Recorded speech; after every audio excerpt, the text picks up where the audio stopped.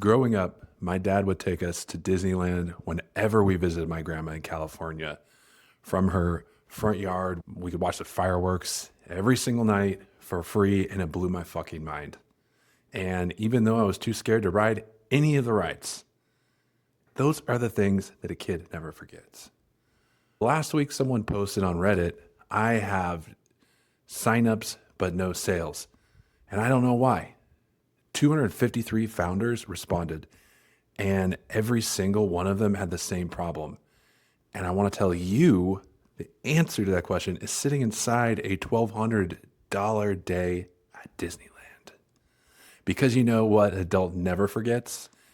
The amount of shit they just bought and the debt they just took on to just take their entire family to Disneyland.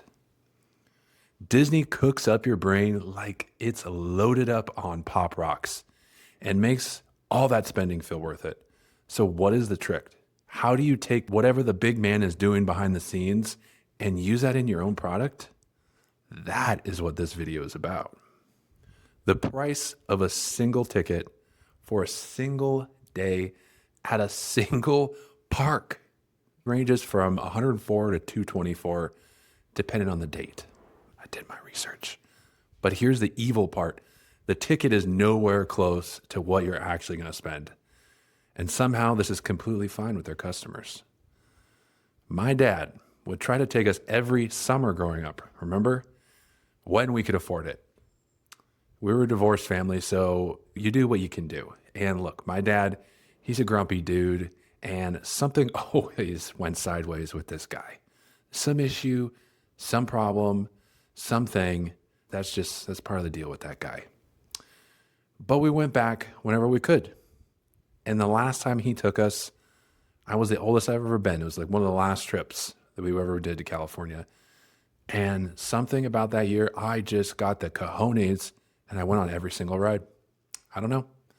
Space Mountain, it was pitch black, no idea what was coming, just screaming into the abyss. And I remember my dad cackling the entire time, screaming, laughing, like you just had I've never seen him like that before. And I didn't have a lot of moments like that with him. And he's gone now. And the funny thing is I would go back and do all of those things again, even if it was dealing with his grumpy ass. And even the times when I remember going to Haunted Mansion as a kid and my knees were about to buckle walking through there and I hid under his flannel jacket the entire time. But you know what? Even though my eyes were closed, I would still do that again without thinking twice. That's not nostalgia. That's the product working exactly as designed. Here's the neuroscience behind this. When an experience is emotionally charged, think fear, joy, love, grief, all that fun stuff. Your brain stores it differently, like a higher fidelity, more vivid, it's more durable. Think IMAX versus a regular screen. It's the same movie, completely different impression. Disney has spent decades reverse engineering that biological quirk, and they're very, very good at it. So if you're a founder, your product has about 90 seconds to create that moment. So you don't want a tutorial. It's not a setup checklist. A moment where something actually lands and the user, they feel it. Because the first moment determines whether they remember you at all. And if they don't remember you, they're not coming back. A family of 4 hits over $1,000 easily. And I'm sure that's on the light end. That's before the lightning lane, souvenirs, before California Adventure that's staring at you right through the fence and you know you want to go there. Oh, and don't forget, I also forgot to add a place to stay. But it's all worth it, right? That ticket is actually the cheapest decision you make all day. So the psychology behind that is it's all price anchoring. The first number you see sets the reference point for every decision that follows. So maybe you get a $14 burger. It feels reasonable when you've already agreed to spend $566 on tickets for your family. $5 bottle of water because you're suffering from the heat? Nah, that's nothing compared to what you have to pay through coming through the gate. Disney doesn't hide these prices. They let that anchor do the work, pulling you down into a sinkhole of debt. Now, founders, what number does your user see first in your product?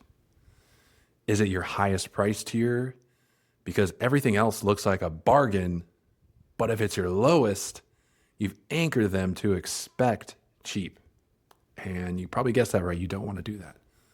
The sequence of numbers your users encounter is a design decision most founders make by accident. Here's the one that's going to make every founder fall out of their seats. You don't like waiting in line. It's at that busy park you chose to visit on a Saturday in July. Yeah, Disneyland, you guessed it. Disney has a solution. Lightning Lane Multipass, baby. It's $25 to $35 per person per day, and it lets you book shorter waits on multiple rides. Pretty cool. A family of 4 can spend over $112 just to avoid the wait that was so nicely included in those $566 tickets that they already paid for. Disney built that problem, the unbearable line, and then they sold the solution.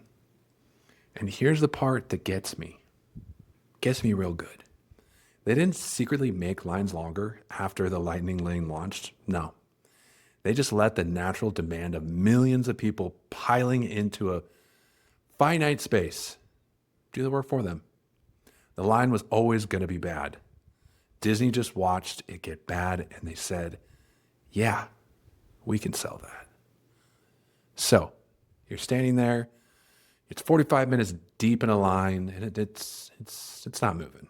And you watch a whole parade of people just glide past you into the ride like they own the place. And your first instinct is to say something, maybe fight someone. I've never fought anybody, but I would probably do it at Disneyland, right? It's the happiest place on earth. And then you realize, shit, they paid for that. They paid to skip the line that you're standing in. And now you're not angry at Disney.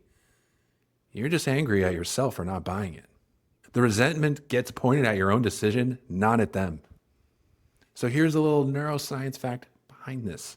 Manufactured scarcity followed by paid relief is one of the most effective behavior loops in consumer psychology. The pain has to feel real and unavoidable before the solution has value. And the solution has to be visible from the inside of the pain. They have to be feeling it in the moment. You have to see that lightning lane moving while you're just standing still. That visibility is doing more work than the product itself.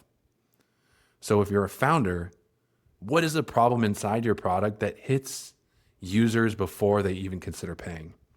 That problem needs to exist, and it needs to sting a little. Don't kill them. Give your free tier a limit. Not enough to frustrate, just enough to make them taste it and want more, a little nibble. Because the moment they see that what's on the other side of that wall and they're watching other users get there faster, they're going to want the lightning lane too. Find the line and sell the skip. I built a real before and after this week using Claude Design, a SaaS pricing card with an invisible limit versus one with a paid benefit. If you want to steal it, it's in this week's newsletter. The link will be in the description if you like to get tactical. So, parched from walking 20,000 steps through California parking lot, disguised as a theme park. A bottle of water is $4.79. A burger runs $13 to $15. A family of 4 spends around $240 on food in a single day without flinching. Why though? Because they've already spent $900 to be there. The sunk cost fallacy turns subsequent purchases into a smaller decision. That $15 burger isn't really $15. It's that delulu feeling when you tell everyone, "Oh, we're already here, may as well enjoy it." Well, yeah, Disney is counting on that sentence coming out of your mouth, and it always does. So here's the psychology behind this little fun fact. Once you've committed a significant amount of money to something, your brain reframes every additional cost as protecting the original investment rather than adding to it. The ticket didn't just open the gate, it created a psychological contract with yourself that every dollar after it is in service of not wasting what you've already spent.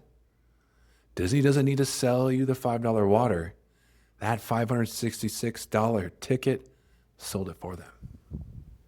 So founders, here's your little takeaway. What has your user already invested in your product before they hit the paywall?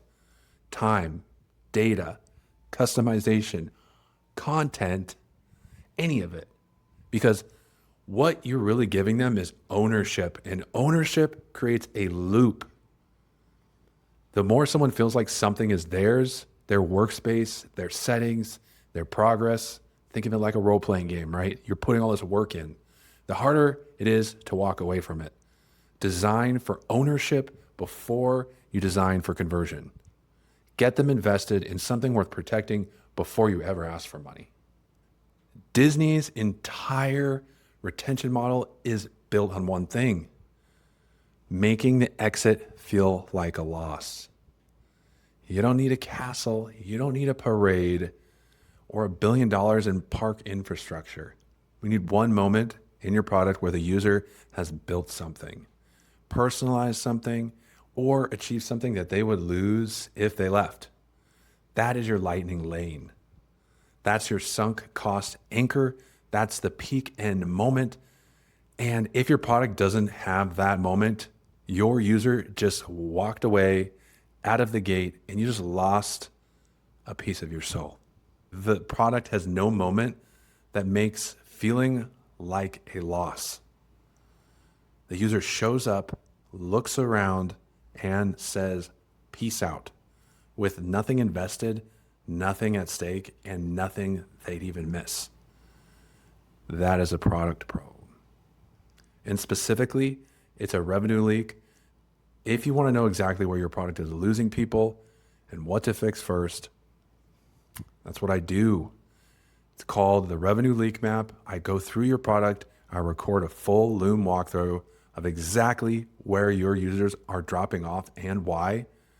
I rank your top 3 to 5 leaks by revenue impact, and I hand you a written brief with that recording on what to fix first. Disney has been running this playbook for 70 years. The anchoring, the manufactured friction, the ownership loop, the memory engineering, none of it's really magic. It's studied, it's intentional, and the bones of it are sitting right there for you to steal. The founders who figure this out don't need more traffic. They just need to stop leaking the traffic they already have. I want you to drop a comment with one thing you're going to do to fix your product first. And if you haven't seen last week's video yet, I broke down why founder-led marketing is beating paid ads in 2026 and what that actually means for someone building without a budget. That one's linked right up here. It'll be in the show notes.